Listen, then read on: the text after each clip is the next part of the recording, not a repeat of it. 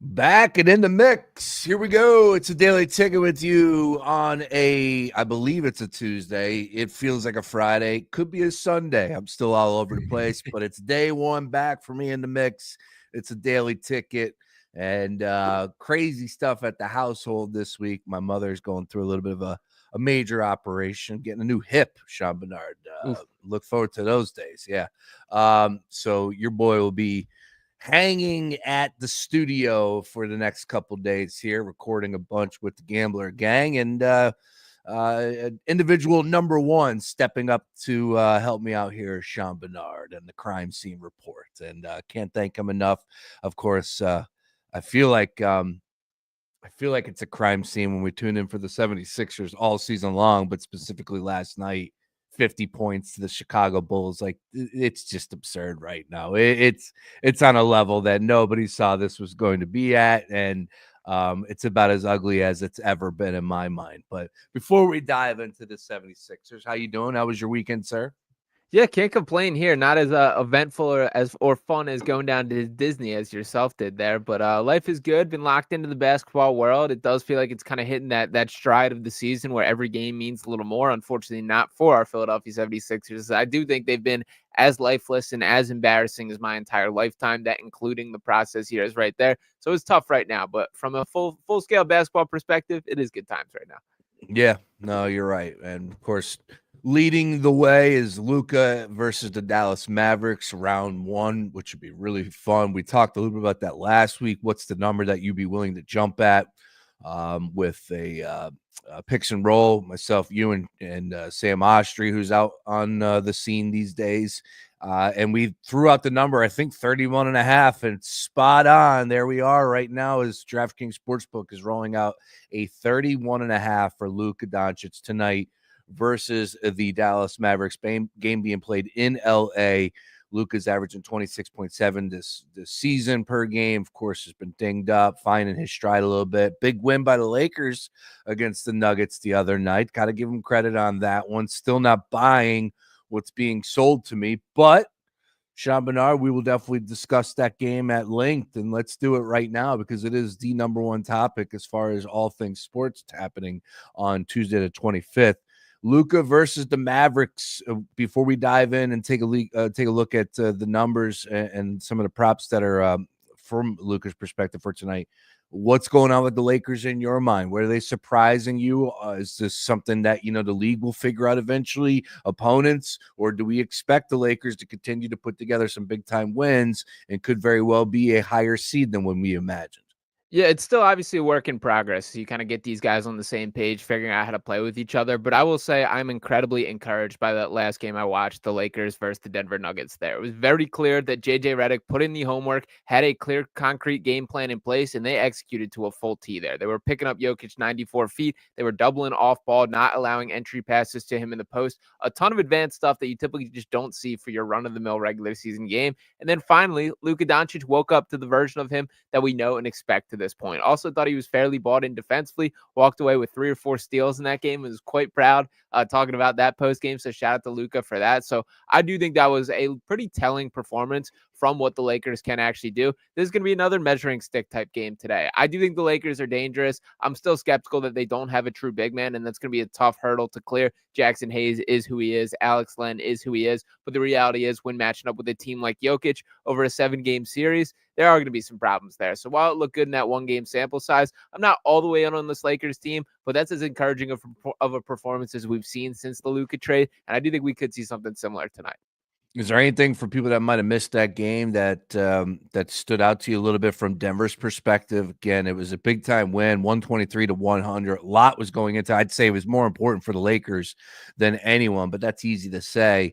As you said, defensively with Joker, that's the first thing that you look at from the box score perspective. He finished with 12 points, 2 of 7 for shooting, minus 11 on the day. Gordon went for 24. What else was the big one in this? Was this Denver pressing, or did the Lakers just raise their game up because they knew how important this game was? Yeah, I definitely give the credit to JJ Redick and the Lakers there, that it's pretty rare that you see Jokic with that amount of shot volume. And in fact, I'm fact checking right now. He has had just 7 shot attempts one other time this season. This guy who shot the ball as many as 39 times in a game this season. So Wow. that's who Jokic is as far as an offensive engine. They really did not allow that to be the case. I was pretty impressed with just the commitment in that area. And the doubles off balls were pretty advanced stuff. That's a difficult thing to do when the ball is swinging around the perimeter. Thought Rui Hachimura deserves some significant credit for that. Jared Vanderbilt as well certainly played a part. So a whole team effort. And it is interesting. We obviously get the offensive ceiling that is brought on when you have Luka Doncic and LeBron James. JJ Redick has also been pretty expressive about his belief in digging in on the defensive end. And that's going to be something to watch. We've seen the hurdles for Luka Doncic on this end of the floor in years past, and that's been referenced constantly as far as a motivating factor for why they moved on for Doncic overall. It certainly showed up in the NBA Finals last year with Jaylen Brown kind of throwing Luka off his game and, making things difficult. It certainly has been targeted for stretches, but I do think that there is a little bit more potential there than maybe I initially did. So to me, this is more about the Lakers being successful than the Nuggets struggling, and we'll see what happens from here. Interesting. All right. Yeah, and over to the Lakers, as you pointed out, spread out. You got Luka 32, Austin Reeves 23, LeBron 25, Rui 21.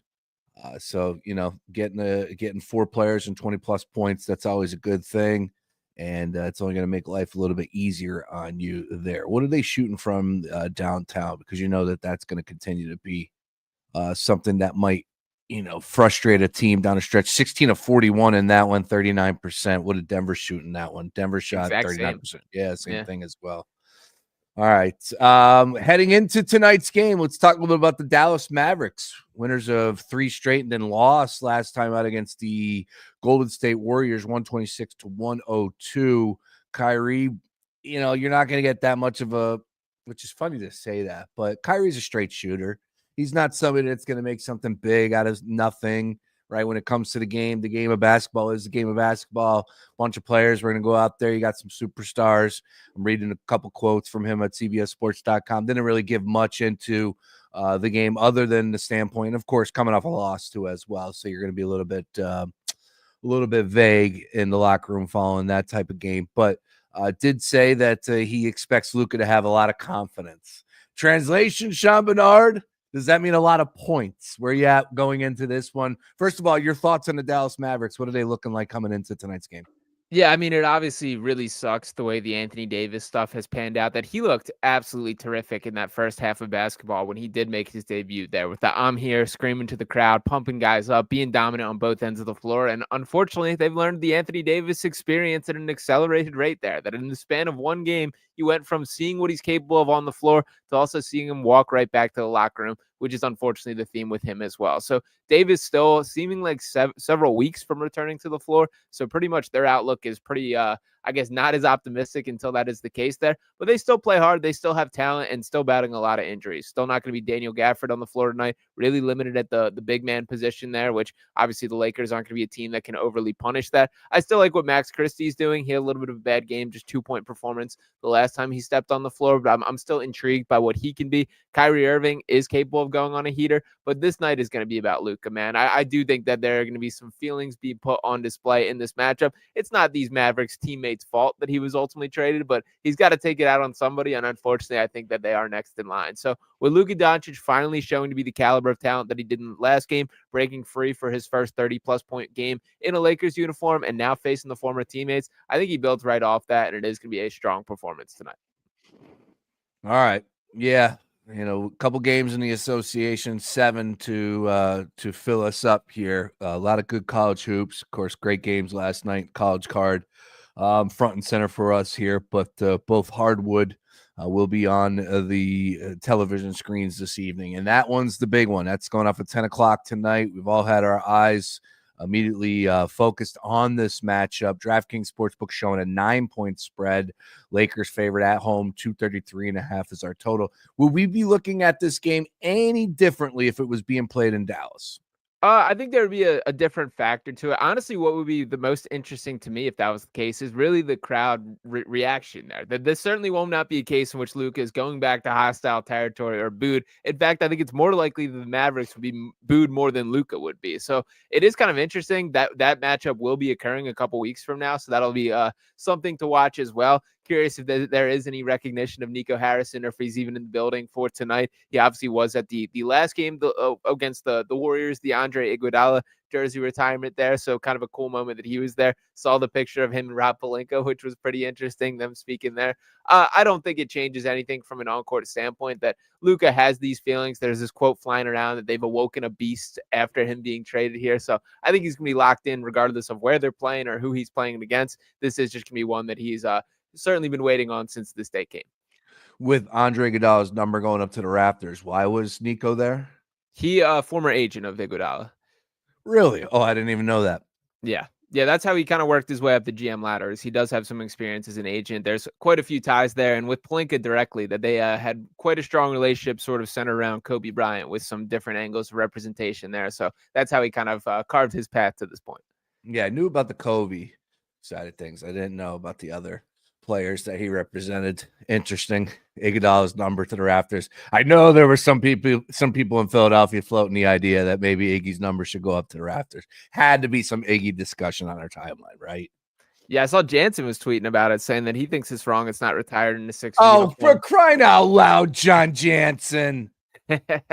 Yeah, I don't feel that strongly about it, to be honest. Iguodala, come on.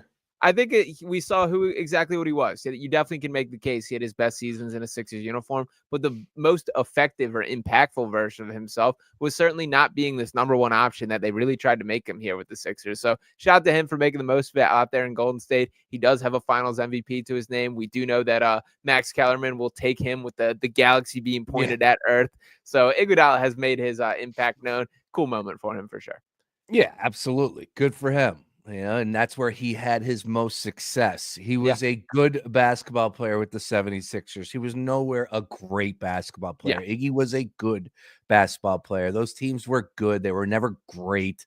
I mean, we were ecstatic because we won we made the second round one season. Like, just because Derrick Rose tore his ACL, by the way, not because they were better. Yeah, and there was one other. Who else was the one series where everybody got hurt? Joakim Noah ended up getting hurt. Or was that the Bulls? That was everyone got hurt. Yeah. But again, regardless, it was a fun time and it was a fun run. But you don't have to retire jerseys. No. Literally, what are we talking about here? We're talking about putting numbers up to the rafters for guys that won what? That did what here? John Jansen, good grief. I would imagine that he tweeted that out while his face was stuffed in a large bowl of popcorn at some movie. But God bless him. I'll have to bring that one up tomorrow. I appreciate that. I can't believe he was the one floating that out there. That Iggy to the rafters for the 76ers. My goodness. All right. Let's go ahead and get on over to those 76ers. Let's talk about the present day. And woo! Tell you what, following from afar, not very all that detailed. But last night ended up getting in around 7:30, popped on the television or getting home, popped on the TV, and that game continued to get worse and worse and worse to the point that I saw as I was, unpacking, doing this, getting ready, 50 points, 50-point lead by the Chicago Bulls over the 76ers. And I know Paul George had a lot to say afterwards, essentially saying that, this team is not what anyone is trying to make it out to be, which is good, but everyone's got to look themselves in the mirror. And him included. Everyone. This is front office. This is ownership. This is a disaster. And I was coming up with an idea of what you can do, post as far as after the season's over. What changes do you make? Do you have to make a change? Daryl Morey, we know what his deal is. He's the one that ultimately signs his own contract. Would Josh Harris say, thanks, but it's time to go on? We need a fresh new energy. Could possibly be. I do think that is a possibility. I really do think that Josh Harris could say that things have turned out so ugly that we just need to start fresh from this point in time. Maybe Morey walks away. I don't know, but I am definitely under the impression that things are so bad that there has to be a firing of Nick Nurse. Daryl Morey steps away, and it can't be Elton Brand. It just cannot. Things are that ugly, and I hope nobody goes to a game from here on out, because that's how disgusting this team is at this point in time. 50 points to the Chicago Bulls at home. What's going on here?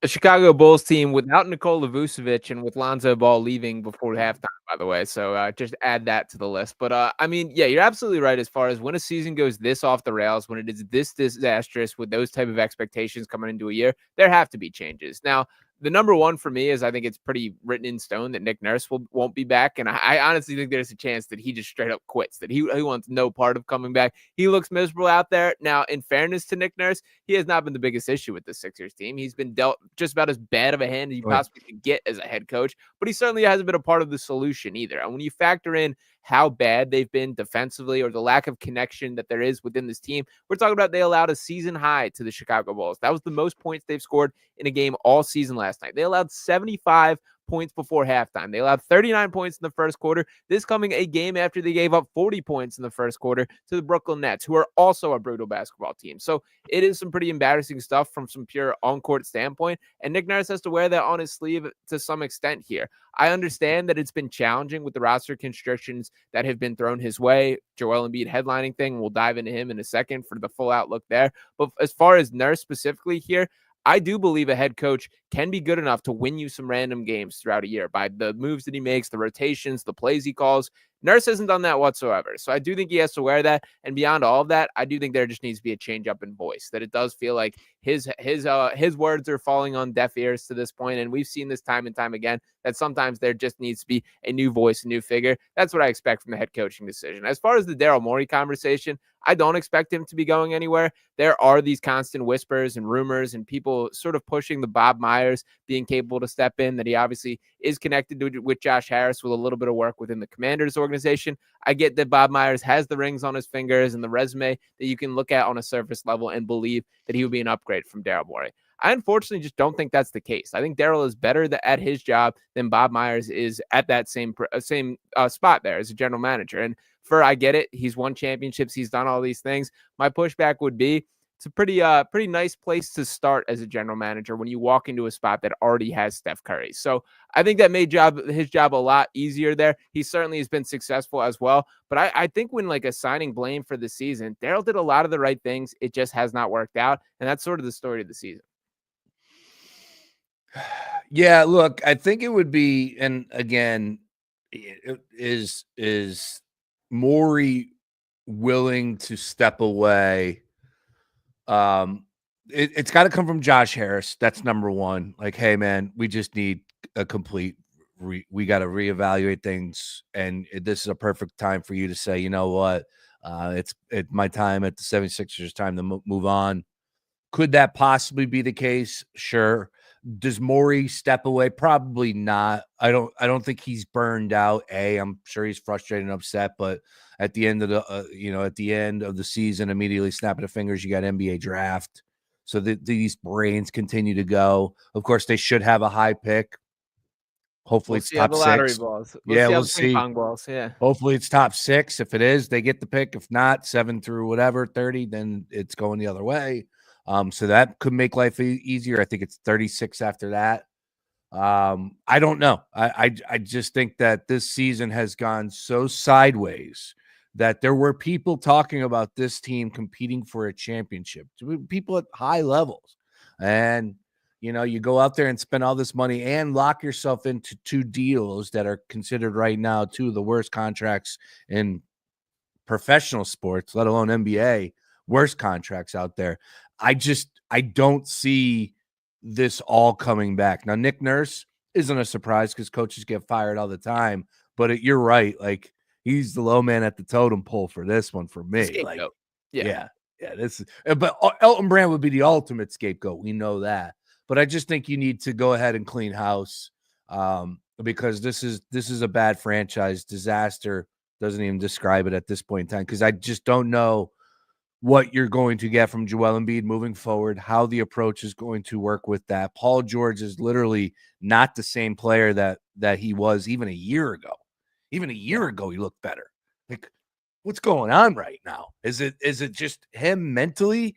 This team, like I didn't think championship, but I thought roster wise, I liked what I saw being put together. I didn't think in any way we would be here on February 25th talking about you got to fire everybody and shut the season down. This is a disaster, and I'm being kind by using that word. Yeah, I mean, it absolutely is a disaster there. For the Paul George stuff, I'm gonna view this like this is optimistic lens. I'll preface it with that. I do think he's more hurt than we know. That like these reports starting to come out of him receiving injections just to have to be on the floor. That he's obviously had the 2 bone bruises in his knee. He's had the groin issue. That pinky issue is still kind of a factor here, and you can see his hand still being taped up. I think he's probably battling through it a little bit more than we publicly know to this point. I definitely hope that is the case for Paul George. The only thing that I'll really push back on all of this, I will stick up for Daryl in this case, that I have a hard time being overly critical when I think he made a lot of the right moves. Things just haven't worked out. Like when you look at the bottom of this roster, the way that he's drafted, he's done a lot of good for this franchise. And what exactly did he do wrong here? The biggest thing that people are going to hold over his head, it is the Joel Embiid extension. And for that specifically, I personally, like, I get it. If you really want to nitpick and say you should have made him play out his contract, and you obviously always hold that trump card of we can offer you more than any other team, so you're going to want to stay here. So I get you could have pushed the timeline that. I also kind of think Embiid earned it from the stance of like, you know what he's done to this point. He's the caliber of talent that it's worth taking a risk on. And I also think there's a lot of revisionist history kind of going down about how quickly he's breaking down. Let's not forget that 1 year ago, last year, before him getting injured, Joel Embiid was in the midst of one of the most impressive individual seasons we've seen in NBA history. That last year in the playoffs, he was averaging 33 points, 11 boards, and 6 assists, being the best player on the floor against the New York Knicks. That stuff happened. That was not in theory. That is what happened last year. So is it frustrating that this is a version of him that is there? Yes, but I get the risk assessment. I understand why he did it, and it just kind of sucks that this is the fallout. I look at this more of like an unfortunate break than a real miscalculation. Yeah, the thing I would say is that we always watch Joel Embiid like, Sure. like walking on eggshells. But again, you're not going to be a general manager and not give him that deal because of what if he gets hurt? No, I did think that it was again. I don't know the exact dates and versus what you could get, and I did feel like it was soon. I didn't get the right vibe. Like they're giving him a contract extension at this point in time. Like, what are those conversations being taken place behind the scenes we're not privy to, right? Like, I never thought Joel Embiid was leaving. So did you need to give it to him at this point in time? And I think, dude, at this where he's at in his career, you should probably be a little cautious versus aggressive giving him that deal. Like I would have to really sink my teeth into, and I'm still, even with that, you're still going to end up giving him the contract extension unless this season played out the way it did. Right. And then you would probably have to look at it in a whole different light. But if he comes back and he plays like he did last year, the year before, whatever it may be, then you're still going to give him that deal. You don't want him going. That's a man whose jersey will end up in the rafters. He's the one that deserves being retired, even though he didn't win anything here. Still, we know how great he was. He's a great basketball player. So I don't know. I think I would have to push back a little bit on that, saying I don't think that it didn't occur to me that they needed to give him the extension. There weren't any rumors out there that he was like, I'm unhappy. I'm not making it up. One thing about Joel Embiid, I haven't heard too much about that. He's been dealt a great hand every single time that his name has come up for new negotiations. He's always got the money from the 76ers. So I don't know. I think that there would definitely be some pushback, some valid pushback on that one. But all in all, I'm going to come back to the fact that you are going to give that guy his money. You're going to keep him in a Sixers uniform.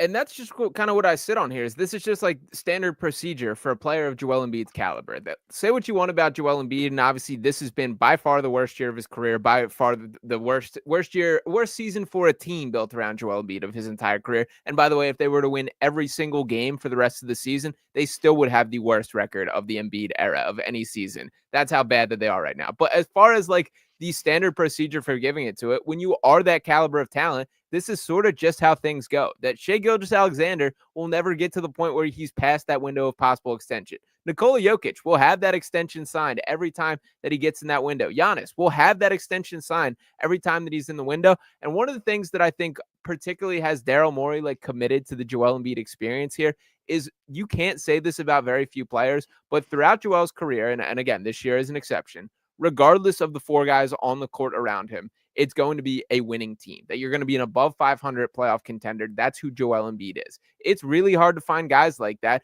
And it's even harder to find guys who, at their best, you have a case as the best player in the NBA. That's who Joel Embiid has flashed to be throughout his career. And when you have that, it's kind of worth living with the risk there. Now we're seeing the downsides of this, and we'll see what percentage of Joel Embiid can really return to the floor. This is certainly the biggest crossroads I'd say we'd ever face. And internally, there certainly seems to be some tension within the franchise between Embiid and the Sixers for how to handle this. So I'm very curious how these next couple weeks are. Kyle Neubeck had a really interesting piece that I suggest reading there, that basically like the bare bones of what the arguments are behind the scenes right now is the Sixers have leaned into this more conservative approach of this low risk treatments, that they wanted to go through physical therapy, give him injections, stuff like that. And he basically kind of get used to the new knee. Joel himself was more privy to, let's try whatever surgery is necessary to clean up the actual issue, and then that can be my new normal. Now, the Sixers' pushback to that is obviously, if that goes wrong, there isn't really a window to change it, versus if they go down this path, which has been the case this year,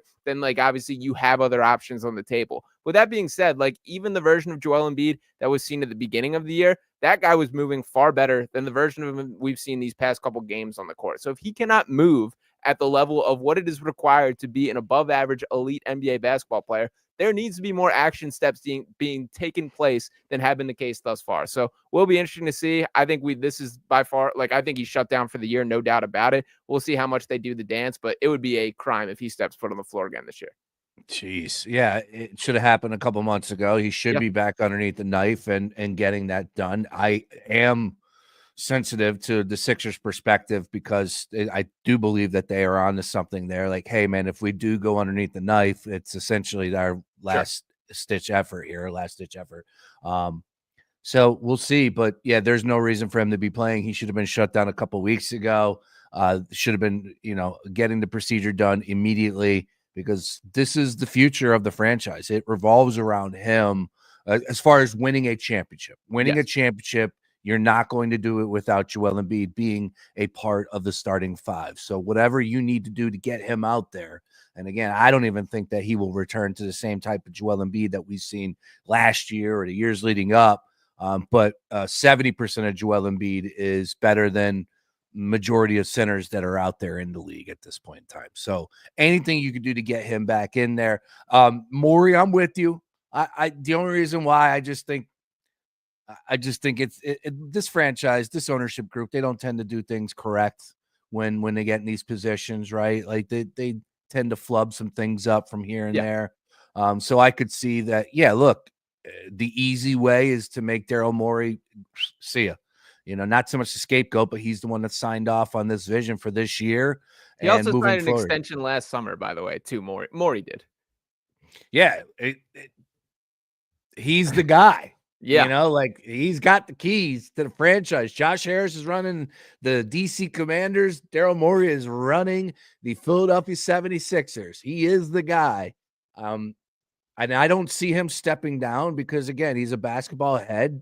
He's in a great position. He's earned where he's at. He drafts well. Draft will be snapping the fingers, be here. Summertime, there will be constantly something to evaluate, to move on from the ugly season that was, and to start focusing on how you could get the 76ers better for next year. And I think Daryl Morey would strive to do that. Now, again, I just think how bad this season is and whether or not season ticket holders are going to have a say in this. And, those sort of things are going to come up. And if it affects the bottom line, then Josh Harris and company, they're going to have to make some drastic decisions. Nick Nurse out.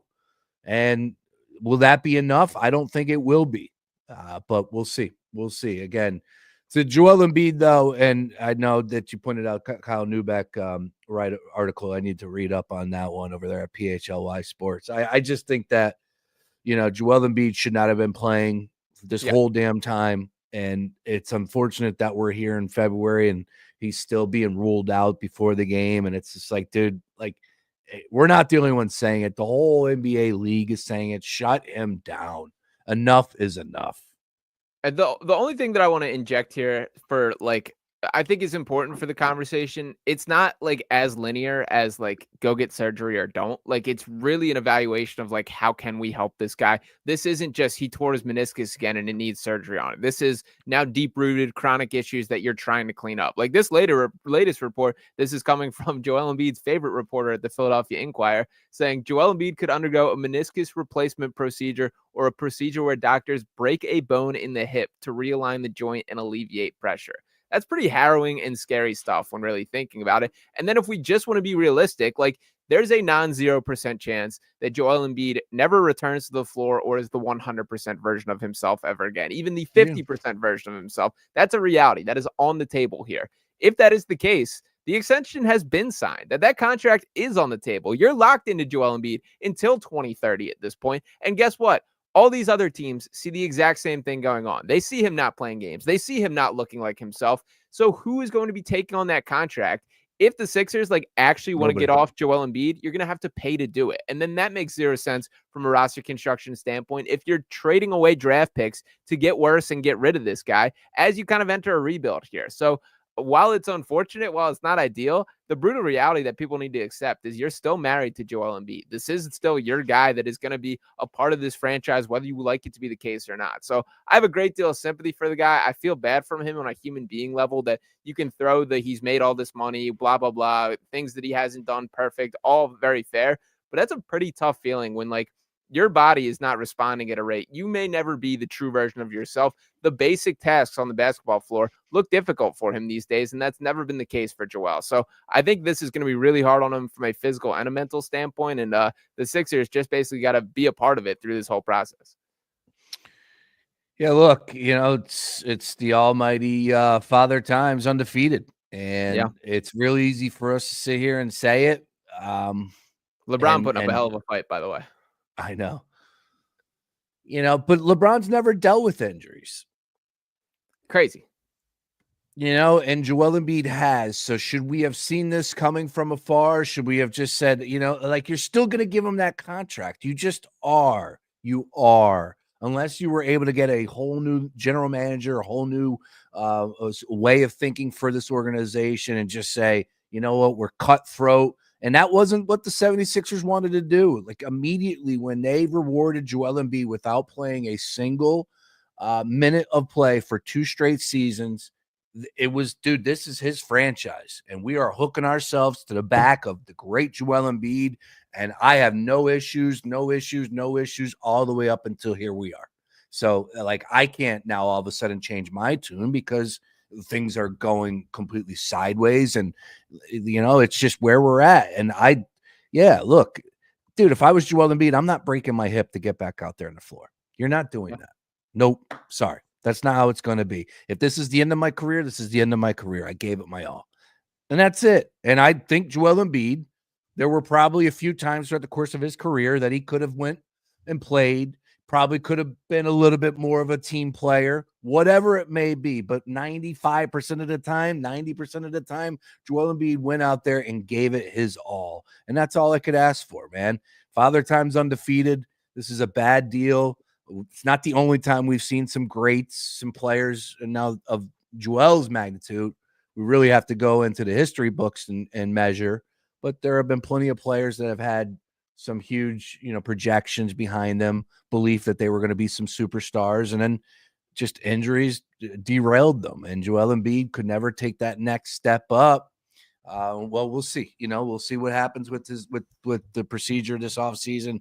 But I am hopeful that he can at least get back out there on the floor and be a 75%, 80% Joel Embiid. And then you could add him to the roster of Jared McCain, Tyrese Maxey, some other new names that are out there that will be the front and center focal point of this organization, of this franchise for years to come.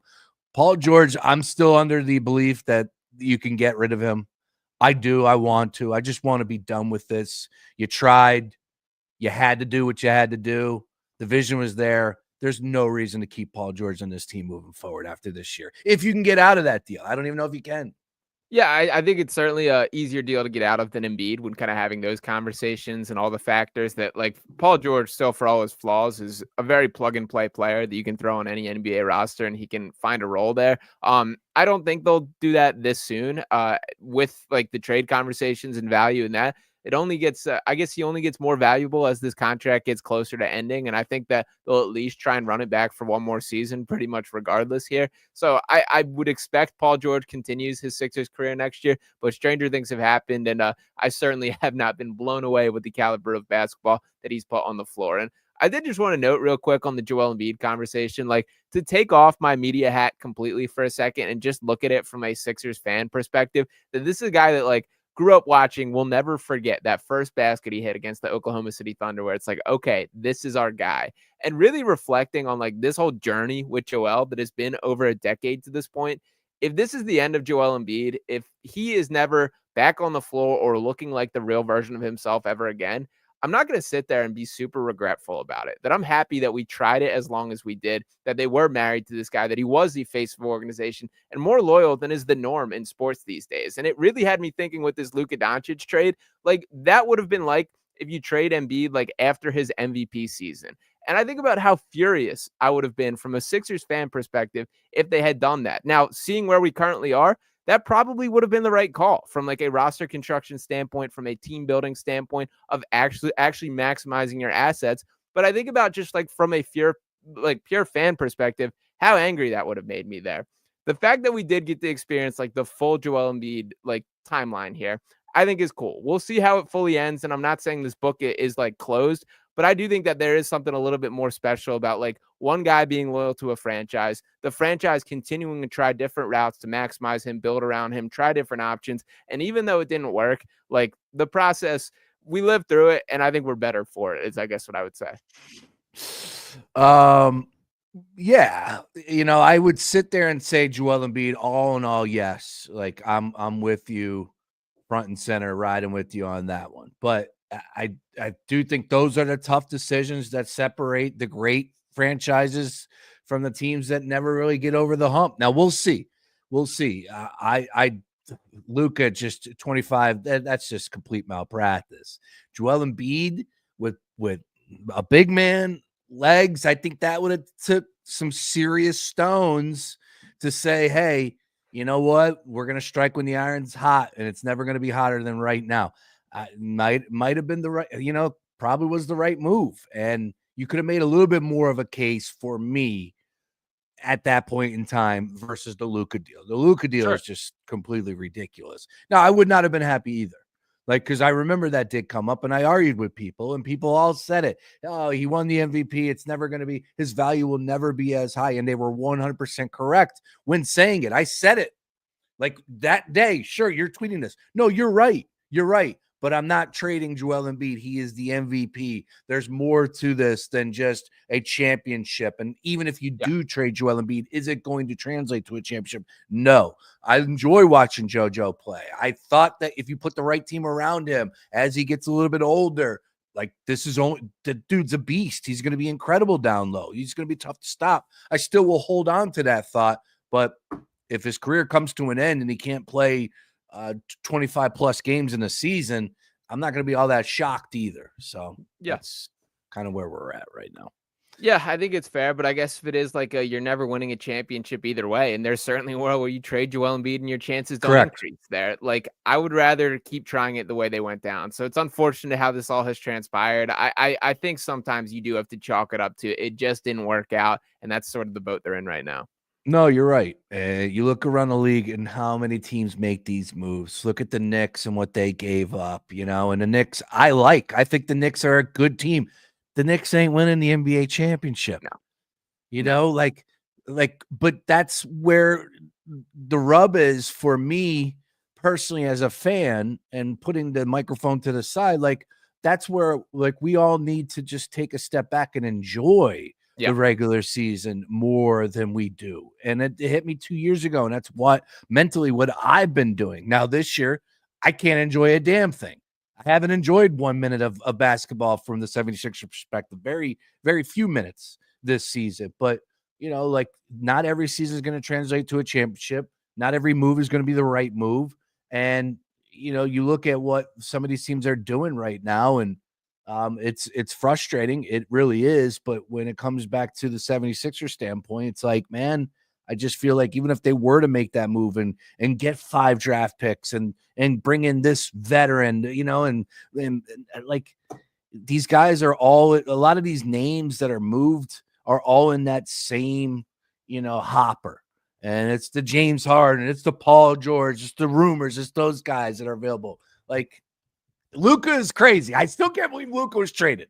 Like if you tell me there was a chance that LUKA was available for the 76ers, then this goes out the window. But regardless, same with the entire NBA, by the way, the entire NBA would say that. And that, like, as much as like I think we're starting to move past the initial reactions of the LUKA trade, you will never be able to defend, in my mind, the process about the way he went about that trade. If you had officially decided we're out on the Luka Doncic business, I like open it up, make it open season for bidding and get the max possible. And by the way, for this talk about like that ruins our leverage, it just doesn't. Like the bottom line is you have Luka Doncic and no other teams do. So regardless of who knows if you're shopping them, like you still have the ultimate card. You control this entire thing. So I still like, even if the Mavericks win 3 championships with Anthony Davis as the guy here, that will always be indefensible to me. Oh, I couldn't agree more with you. And the fact, like, that made his life so much easier. Like that's got to be a difficult decision. You need to be raked. You got to be just sweating out and like, getting those last second calls. Like your job as a general manager needs to be so tough if you're making that decision.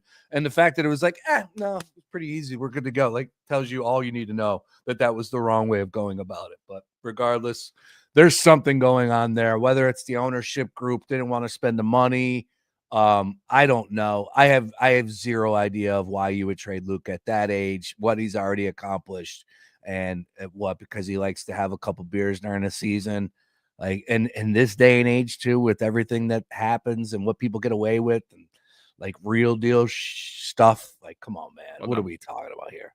Yeah. All right. Kyrie Irving, extension eligible, by the way. So we'll see how those pockets are, or if this was a personal thing this summer.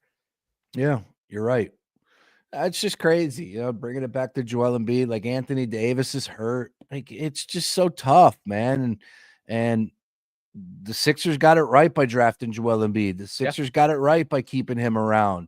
The Sixers, like you look at what the Boston Celtics were able to do. It's Tatum, it's Brown, right? Like those were the 2 pieces, and they put together a hell of a roster around them. But it started and ended with Tatum and Brown. Joel Embiid and Ben Simmons was supposed to be the Tatum and Brown, and it didn't work out. And Markelle Fultz. But I still think Ben and JoJo were they were the pieces. They were the 2. What's Ben doing out there in LA? Catch me up there.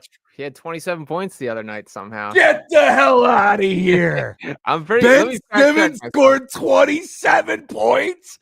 What?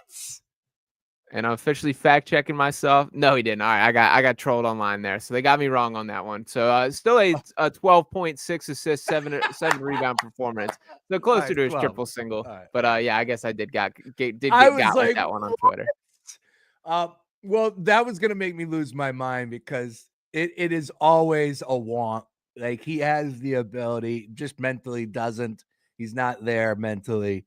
But like he had that 140-point performance against the Jazz. That was always the one that I pointed at against Rudy Gobert. I used to go, dude, he scored 40. What do you want from the guy? He can go out there and give you 40 if he needs.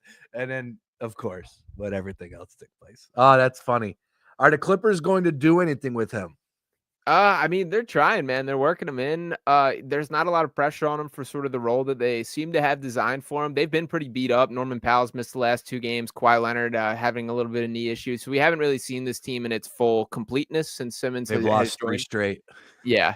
And again, like they were without Kawhi Leonard and Norman Powell for I believe all 3 of those games, definitely the last 2 there. So those are 2 of your top scorers there. James Harden's still kicking around doing his thing. So I'll put it this way: they aren't losses that I'm grading them super hard on or against them. Did watch one of those games there. I don't think Simmons moves the needle. I think we all know that to this point. I think it is a little bit fitting for him to be out there with the little brother of Los Angeles, and like that seems to be the proper way or proper step in his career at this point. But I don't know. I don't have as much ill will for him as I thought I still would at this point. I feel kind of like sad watching him play basketball these days more than anything. So we'll see how it shakes out. I'm not fully counting out this Clippers team, but it's certainly my belief in them went down now that James Harden and Ben Simmons, 2 of the biggest playoff fallers we've ever seen, both on that same roster. See, I totally disagree with you on that. I will always hate Ben Simmons. He is the most despised athlete in Philadelphia history for me. And I wish nothing but the worst for him. Now, I got to give praise a little bit here because I did say he wouldn't play in 30 games this season. He's well above that, right? Let's check the exact number on this season. 36 total. So I wouldn't say well above, but he did do it. Yeah, he did. He played 30 plus games. So, okay. Good work for him. He ended up getting out there in LA, as you pointed out, with the little brother. Maybe that means he ends up with the Lakers, the big brother, next year. Don't know. Does seem like he will end up on another NBA roster next season. I would imagine that would be the case because I said that he wouldn't play in 30 and his NBA career would be over this year. So maybe I bit off a little bit more than I could chew there. But still, nothing to write home about because he doesn't shoot. He's completely flawed still. And he's a liability to be out there on the floor, and especially in postseason time, he's a liability when he should be one of the better players with that size and speed and the arsenal that he does have. But enough about Ben Simmons. All right. Anything else from the world of the NBA before we dive into tonight's games, just as far as catching us up here again? Long weekend for me down in Orlando. Anything else from the weekend that was in the NBA? Yeah, I'd say my attention has somehow shifted to watching like the bottom of the NBA here. Got a Wizards win last night. Marcus Smart doing his thing, still playing out there. The Toronto Raptors showing a spark here. Emmanuel, quickly, what do you have for us here in Philadelphia? Change up the lottery odds a little. So I've been watching some bad basketball across the NBA. Overall, the Miami Heat struggling. I will say, Golden State Warriors. The Jimmy Butler experience, early returns have been pretty impressive there. So that is kind of a more noteworthy story, I would say. I do see the vision. I see how it fits in. The chemistry with Draymond is pretty impressive this quickly there. So I'm giving Golden State a chance in a way that I did not initially think I would think this way. The alphas. I love Draymond when he was on the panel for the All-Star games. Man, when you get alphas, alphas don't have to tell other alphas how they feel. It's like, all right, shut up. He's going to be fine. He is definitely one of those dudes that's going to shake things up. That's fine. I'm with it. But I don't need to hear from Draymond Green. Sure. If Draymond Green didn't play from Golden State, what's his career looking like? If he didn't play with Steph Curry, what's his career looking like?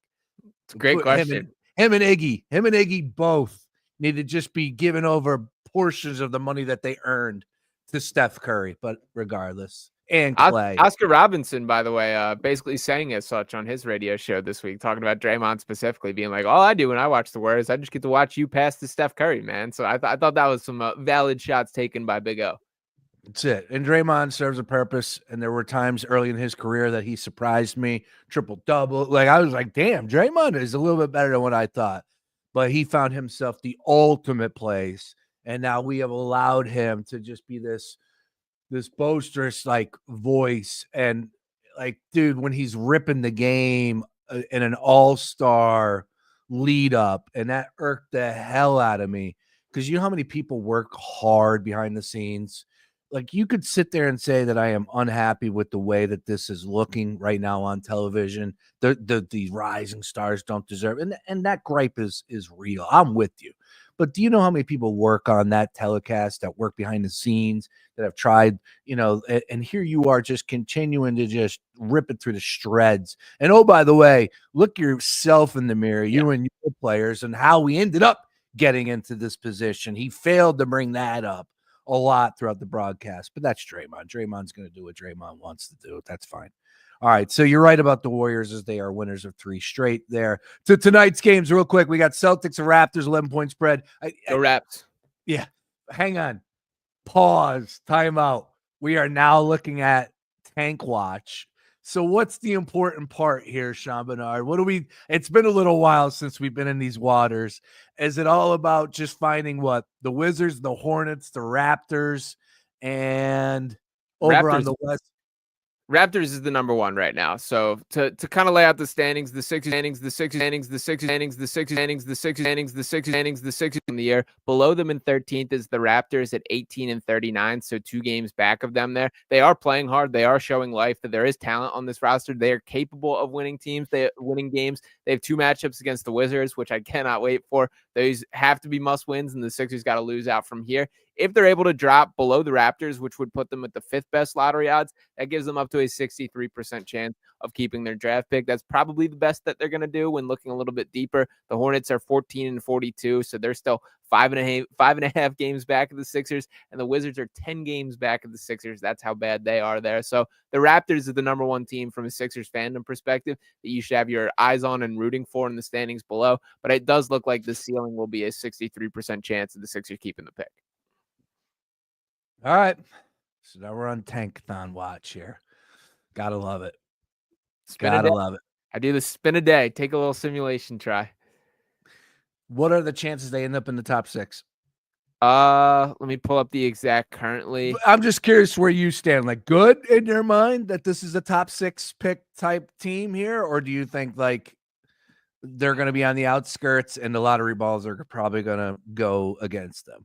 Yeah, I mean, I don't think they've done too much to endear themselves to the basketball gods this season or really the past decade. So I don't have the most optimism, and even dating back to like the real tank days, like they did not have the best lottery luck. Like walking away with one actual number 1 overall pick during that stretch where they were so bad, not a great track record there. But at the same time there, I do kind of feel like the universe owes the Sixers one based on how this season has gone and some of the bad luck that they have gotten. So I mean, the chances, their odds aren't going to be as ideal as you would like. Currently, to lay it out, that they have a 37.2% chance at a top 4 pick, a 9% chance at getting the number 1 overall pick, get Cooper Flagg there. I believe the exact number is 43 for being within the top 6 there, but I'll have to double check that one. They need to get below the Raptors is really priority number 1. It's all going to be based on the ping pong ball. So they're not going to have a clear-cut chance. They're not going to get that bad there, but you're making the best of a bad situation is, I guess, how I look at it. All right. Comical. That's the word I have for this season. It has been extremely comical. And when I saw that they were losing by 5-0 to the Chicago Bulls, like what's going on here? All right. Quickly on some other odds and ends before we get out of here. Yeah. Back over to the game tonight. You go Raptors plus 11 tonight. Sure. Cavs and Magic 8-point spread. Cavs favored at in Orlando. 221.5 is our total there. We like the Cavs to keep it rolling. I do like the Cavs to keep it rolling. I think they're cooking, and I do have some concerns with this Orlando team. They just need more shooting, man, and like they really should have addressed that to a fuller extent. I know they went out and made some adjustments here, but they're the worst 3-point shooting team in the league, and I think that's really going to hurt them from a postseason perspective. So while I initially looked at them as a team that could make some noise this year, I don't quite see it as much as I did early on, and I do think the Cavaliers are still cooking with gas here. So I like the -8 in favor of the Cavs. I think they take care of business pretty easily. What's going on with the Bucks? They're 3.5-point road favorites against the Rockets, or road dogs against the Rockets tonight. Yeah, I mean, Houston's good. I think it's a little bit of a respect line there. Giannis still is exactly who he is. Dame Lillard been a little bit of ups and downs lately. I still am optimistic about this Bucks team. We had this conversation with Mark Henry Jr. on Saturday. If you were to pick one team to win the East, not name the Boston Celtics, I think the Bucks would still be my pick, just sort of out of a respect for Giannis and Kyle Kuzma, honestly, giving them a pretty positive signs of life there, a little bit of an injection of energy. So I think the Bucks are a live dog here. I do lean towards the +3.5 in favor of them. I don't mind the +130 on the money line. I'm kind of, it blows my mind. Like, this is one where the stats and the results don't match up. The Rockets have the most clutch wins of any team this season. When you dive into the metrics of their actual clutch numbers, they're very mediocre there. So I don't know what exactly that says about the team, but my eyes just watching is I don't really trust them in those type of situations down the stretch here. I do think there's more clean sets to lean on from Milwaukee's perspective with Giannis and Dame there. I'm talking myself into Milwaukee. I think they get the outright win tonight. All right. Mavs and Lakers, 9-point spread. LUKA over 31.5.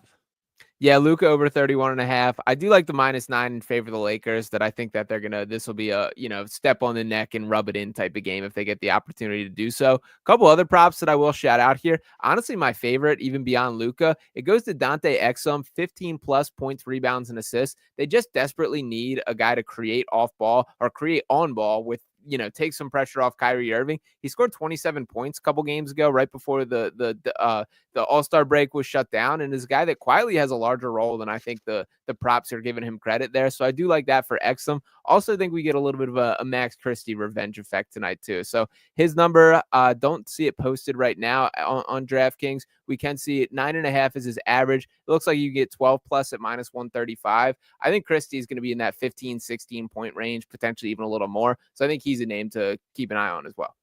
All right. And then last but not least, 16.5 point spread. Warriors favorite here. Is that too many points? Should we be looking at Hornets going into Golden State and hanging a tight game here? Yeah, I mean, Hornets, another team that is my root for every night Rolodex now with the Sixers in the standings here.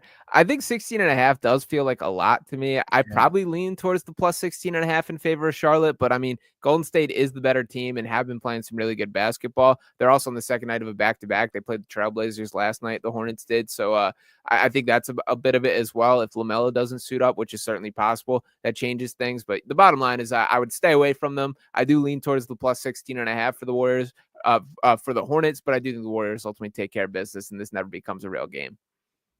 All right. What's the number that Luka finishes with tonight? I've flirted with the idea of talking myself into 40, and that you can get plus 320 for 40 plus points for Luka Doncic there. I think he definitely clears the 31.5. Let's not forget this dude was averaging 33.8 per game just last season in a Mavericks uniform. I think he probably ends around 37, 38 is my honest bet there. It wouldn't shock me if he goes nuclear though. Like, we haven't really seen that outbreak of Luka Doncic yet in a Lakers uniform. 32, his current season high since the trade has occurred here. So I do think it's going to be a healthy game for Luka Doncic. Maybe the Mavericks try and really disrupt things, getting the ball out of his hand, but he's going to take his chances whenever he gets it. I think that he fills it up quite heavily tonight.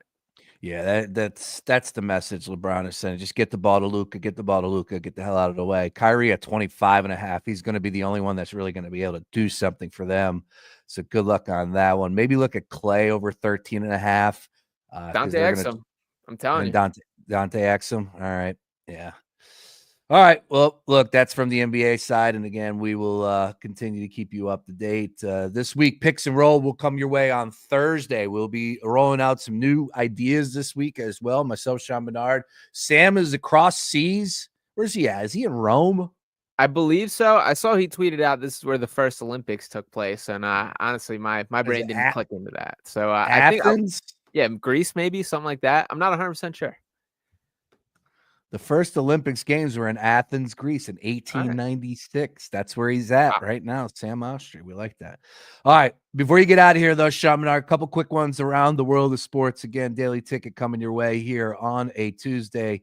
Back at it tomorrow, myself and John Jansen in studio.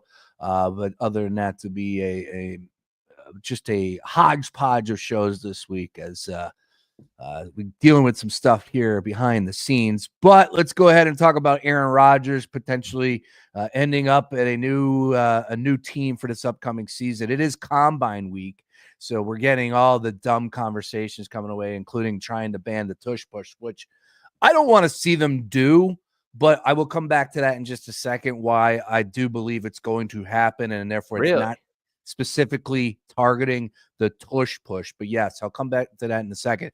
But Aaron Rodgers' next team over on DKNation.com, co-worker of Sean Barnard, good friend of the program, Stevie Bukes, making the case for the LA Rams at plus 190, who are leading the charge for DraftKings, Aaron Rodgers' next team here.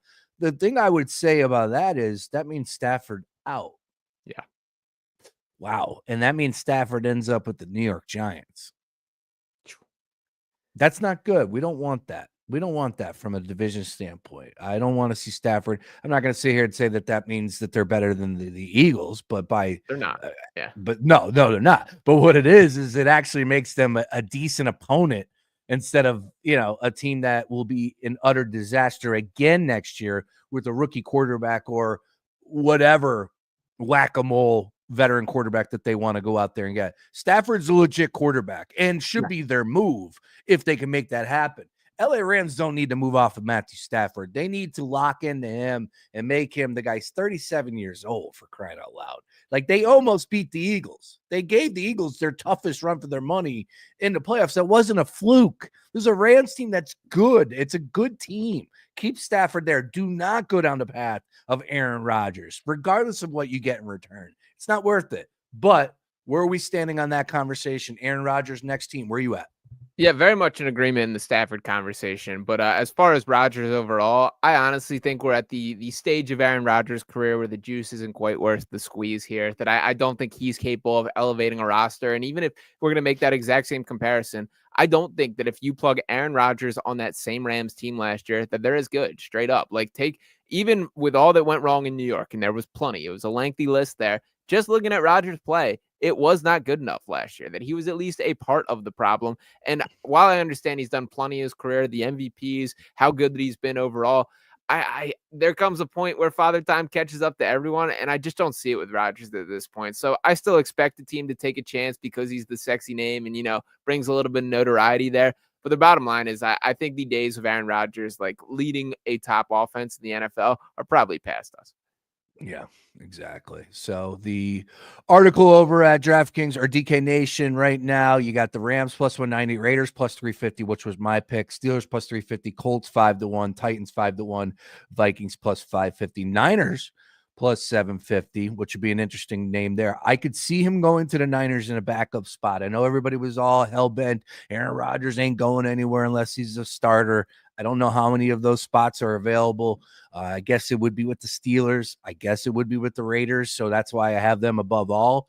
But he's not the starting quarterback in Indianapolis. He's not the starting quarterback in Minnesota. Is he the starting quarterback in Tennessee? Sure. For now. Yeah, for now. But I could see him calling it a career with Purdy as a starting quarterback. If he gets hurt, he gets called upon, and Shanahan's his boy. I think that would be the right mix for Rodgers if he did want to play one more season. But again, we'll see what happens as far as that is concerned. With the NFL combine conversation, and I think tomorrow is kickers and punters, and then we roll on, which is an exciting time for a lot of people that do cover the draft. Mark Henry Jr. for us here on The Gambler. Of course, Joe Castro. We got a lot of guys that do dial in all things NFL draft. I am not one of those guys, but that's why we have plenty of people on our roster to fill in those spots. I am intrigued because it is a time where you get the big conversations on the table. And one of them, of course, is the rule changes and what we're going to see. I hate the fact that every year it seems like we're getting a new rule change, but it's what they do with the committees, volunteer. And, it's a democracy for the most part in the NFL. If enough owners feel as passionately, then it comes to the table. The tush push has been one of those plays where, of course, the Eagles run it better than everybody else, and it's now some sour grapes. But this isn't the first time we've heard this about this play. When you do watch it from a fan's perspective, it does seem kind of blah. Again, that's not a reason to change it. Here's where I'm at. Where I'm at is, in 2005, it was illegal for you to push an offensive player forward. Like, if you caught a pass as a wide receiver coming down on the 5-yard line on a screen, boom, and you got stopped, you could not run up and shove those guys across the goal line. I like that. I thought that was the way it should have been all along. They decided to change that because it was hard to call. The referees that's why they made the change. Now, when they made that change, then you could go ahead and shove players from the back. And that's where we're at now with the tush push, with the brotherly shove. So, my point is this: if you remove that from football, that's fine. That's going to change the game completely across the board for a lot of teams out there. You cannot push the players forward, which we see happen a lot in the NFL. And I think that's going to take a toll a little bit on scoring, just a little bit. And you don't want to see that happen. That's why we changed these rules to elevate points. So I think that that's going to be an issue league wide. But I also don't believe it stops the Eagles. Sure. I still think they're going to run that QB sneak effective than other teams out there. So if you want to change it, go right ahead. I'm not saying change it. I don't want to see the change. But if you want to change it, that's where it's got to be. It's got to be league wide. You cannot push a player forward. Yeah, I'll start off with my initial position here is I not only think it's ridiculous that we're even having the conversation about banning the tush push, but I look down upon you as an NFL head coach if that is your position that this needs to be banned. And if that is the case, why are we stopping at tush push? Clearly the Eagles can do that at a higher level than any other team, and that is an unfair advantage. I think we need to ban Tyreek Hill screen passes as well, and Derrick Henry halfback dives, and maybe Lamar Jackson run attempts, because no other team can, play at that same level as those guys can, or do that play at the level that those players are capable. So if other teams can't have that, that doesn't feel fair to me either. That is what this feels like to me. It feels like when they banned dunking from Wilt Chamberlain because he was the only guy that could do it at such a high rate. Like, this feels like they're making rules because one team is excellent at things that every other team can't. And to me, that should be way more of an indictment on how good the Eagles are at it. And you're right. If it was just a QB sneak, guess what? Maybe they go, 90 or 85% of the time instead of 92%, which they're currently getting at this season. So I think the whole conversation is ridiculous. I think it's lame that we have to keep having it. Again, I look down upon an NFL head coach if that is your honest position, that we just can't stop this, so we're going to complain about it. I don't think it's ultimately banned. I think this sticks forever, and I think the Eagles should, if this sticks, I think they should open the season with a full drive of just tush pushes, just 3-4 yards at a time, see how many first downs you can pick up. I like that. No, you're right. You're right. Bottom line is it's sour grapes. Yeah. And these teams can't stop them. No doubt about it. But like I said, man, it used to be that way. And then they changed it. And they're constantly changing rules. So I could see them doing something stupid here. But it is that time of the season, time of the year where we get these things front and center. And we give it way too much oxygen. But here we are. They will make a change. There will be a rule change, whatever it may be. It's what the committees do every single season. So we'll see if the tush push is victim number one in the offseason here. NFL draft, of course, a lot to discuss this week there. We'll talk all things mock draft, Eagles, of course, top 5 picks. Looks like Cam's going to go ahead of Shedeur. Wish I was able to get that number when we talked about that many, many weeks ago. Yeah. Felt like that was the case. And we'll see what happens as far as who's going to go number 1 overall. So we got a lot to discuss this week here on the Daily Ticket. Sean, great stuff as always. Sean_Barnard1, where you can find him, DKNation.com. Read all his content there. Anything else to get off your chest before we get out of here today, sir? Yeah, no, I think we hit on just about everything here. I'm still going to be buckled up and in the weeds for basketball season. So it's a little bit different, I guess, viewing experience than I expected this stage in the year. But whatever. Basketball's still basketball. Sports are still sports. I'm still locked in. Yeah, the only thing that I wanted to talk about last week that I didn't get a chance to discuss was that Carson Beck's cars got stolen. And I'm bringing it up now is because the Cavender twins are on ESPN. And did you see those cars get stolen? Did you see that story? I didn't, actually. Carson Beck has a Lambo and a Mercedes 7 Series, I want to say. If I'm no. Be nice. Wait, what? Must be nice. Carson Beck has, and I know it's like a cat. Yeah, it's wild, absolutely wild.